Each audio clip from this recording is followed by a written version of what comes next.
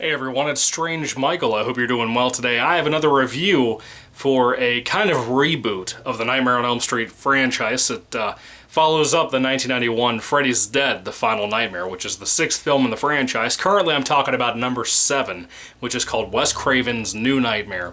Now, here lately it seems to be called New Nightmare, and that's it.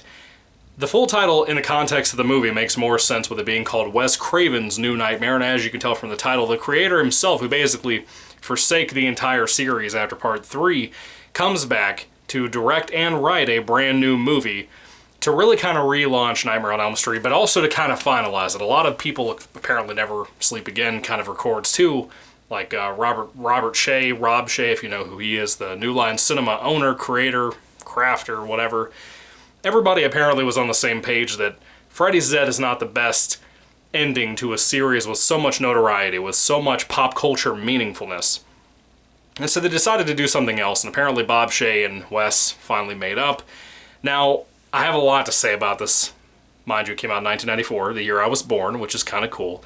I think there's way better movies out there that came out the same year. The Crow, The Stand, The Santa Claus with Tim Allen. Let's see, what else? The Clerks with Kevin Smith, back when he wasn't a hack. And, oh, that was rude. That was so rude of me, I'm so sorry. So in this box set, I recently rewatched New Nightmare, and surprisingly enough, this time around, in this marathon that I watched all of these, there for years, New Nightmare was one of my top 2 or top 3 films in the entire franchise. I don't exactly know why. I think I fell for kind of a hype train.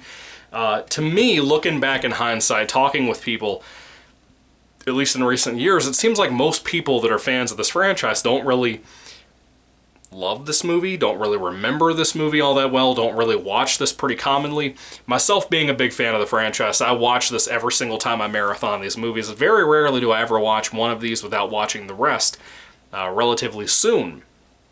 So this particular one is directed and written by Wes Craven, like I said, and he kind of just wants to take Freddy back to being scary. Now, there's some odd things with this movie.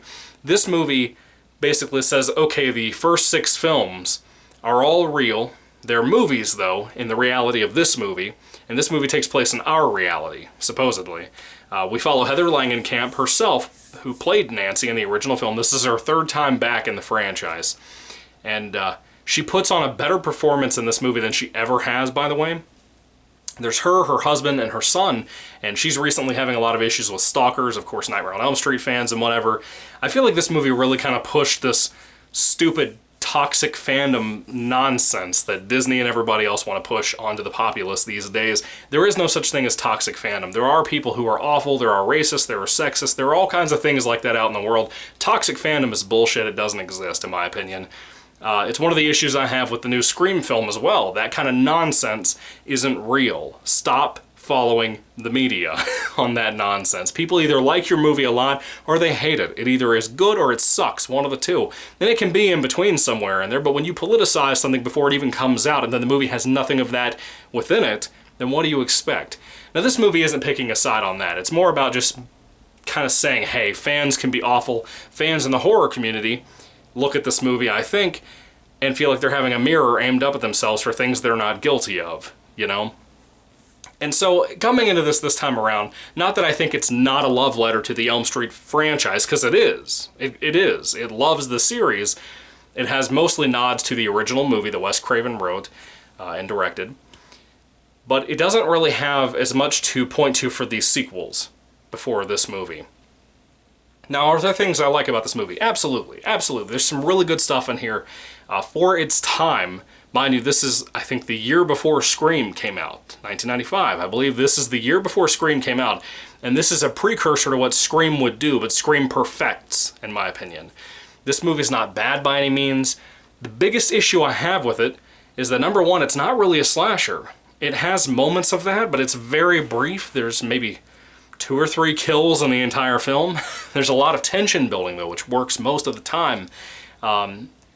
One of the biggest things that I have is they made Freddy scary again. They changed the design of Freddy. Freddy Krueger is in this, played by Robert Englund, of course, coming back to play this. Freddy wears like a trench coat now. He has a different type of fedora. He has a new kind of skin look. It doesn't just look like a burned guy. It looks like a guy with like muscle tissue, almost like the Titans from Attack on Titan. It's very horrific. His glove isn't a glove anymore. His nails are just in his fingers. And there's no explanation for how Freddy is, and I like that. It's more about, it's not really Freddy, which is kind of a cool idea and kind of a neat way of bringing Freddy into this movie. However, number one, we don't get enough of Freddy. Number two, when we do get enough of Freddy, we don't have enough of Robert himself playing Freddy. It might be a prop, it might be a hint to where Freddy's existence is in the background of this movie. It's trying so hard to have the presence of Freddy without always having him on screen.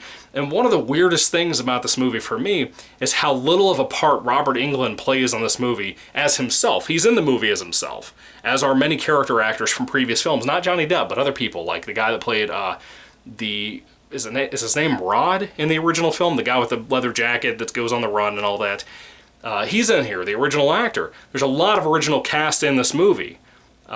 It's amazing the kind of people that got to come back for this. Wes Craven plays a part. Bob Shaye is in the movie in a part. It's kind of nice to see all these people come back for what feels like a love for the franchise love letter, like I said, but also a love for the cast and their family together. Now, the plot itself meanders. It's too long. It's such a long movie. It's like, I think from what I remember this time around, it's bordering 150, like 1 hour, 50 minutes type of shit. That's too much. It's too much for a Nightmare on Elm Street film. And I never thought I'd say that, but it's because this is not entirely a Nightmare on Elm Street film. The biggest focus on this movie is Heather Langenkamp's personal life, her husband working as a prop guy, which in real life she married a prop guy, so that's kind of a cool throw to that. It's not the same guy, it's an actual actor, but he's good here. He's good. There's some references to some of the sequels in his situation in this movie. The biggest complaint I have about this movie is that it's too slow. And it's not just for tension building. Some of it is just too slow. Some of it has that 1990s, everything looks so clean type of thing that I don't have a problem with the first Scream movie, but the sequels, yes I do. Particularly 2 and 3 that have that same feel to them. I don't have so much of an issue with the first Scream film a year later because it has so much fun to it. It can look clean because it has kind of this black comedy satire type of thing going for it, but it also has a style to itself. And even though I think Wes Craven's not the best director ever, I'm gonna be honest with you, that classic 80s feel and atmosphere and dreamlike nature of that original movie that he made and directed, I think it's better than the atmosphere here. It's kind of a weak movie, in my opinion, and it's kind of sad to say that because of how I talked about with Freddy's Dead in my review for that. I feel like I almost possibly like that more than this because that's a straight-up Elm Street slasher movie with some great parts to it and some big mess-ups to it. This is trying to do something different as a reboot. This was a risk for New Line Cinema, and I think it's a good thing they took this shot no matter what people think about it, but it's kind of almost a standalone movie for the fans, but it can't really be because the fans are the only people going to see this. There's some neat things in here, some neat scares, but the tension builds up to a lot of not much. The finale is great. I do really like the finale. There's a couple of parts in that first 2/3 of the movie that I do really enjoy and really appreciate. There's some great creativity at times in the finale here, but otherwise most of this movie is just Heather Langenkamp trying to figure out what's up with Freddy, what's up with this, what's up with that. And particularly, the second problem I have with this movie, the second major issue with this movie, is the young boy that plays the son. I don't know who this kid is. I think I know him from like one other thing. I don't know what it is, but I know him from somewhere.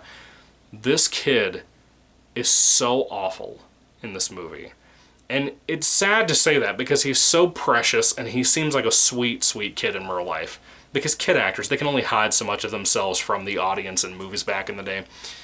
The kid, I hope, grew up into a life that was not bullying him the way Macaulay Culkin and the little boy who played Anakin in Star Wars Episode 1, Jake Lloyd. I'm hoping he didn't grow up into that kind of situation. This kid cannot act. He's a sweet, precious kid, but he can't act to save his life. I don't know what Wes Craven could have done better aside from casting someone else, or an older kid that could play a younger role. I don't know, but he feels like the role that he's in. If it's like a 4-year-old, he feels like a 4-year-old, because he probably is a 4 or 5-year-old. And he works for that, but it doesn't work for a movie. I think this would have done way better if we had gotten rid of the son aspect, which I get why it's there, I get the appreciation to that to some degree in the script, but I feel like if we had just Heather and her husband in this movie, the big focus, I feel like it could have worked better, but it would have had less emotional stake to it, unless we'd written a couple other things a little bit different. I feel like there's a lot of directions we could have went. As I watched this movie this time around about a month ago, that I feel like I would have taken it a different direction, that I would have rewritten it to be a different way because of this little boy's performance. I feel like it's just not strong enough, it's not good enough, but if you had chopped it down to where he's barely in the film, the impact the film is trying to have on you and in your heart, it won't work. You know, so I think this is the kind of movie that a mother would appreciate more than somebody like myself who's just a guy, don't have kids yet or anything like that. Maybe it'll affect me more if I ever have kids, I don't know. But this movie is such an imbalanced thing for me, and the more I've watched it in recent years, I just don't love it. I just don't. I don't know what it is about it.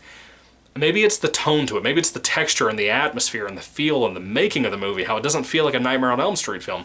I don't know, but it just doesn't hit me the way I want it to.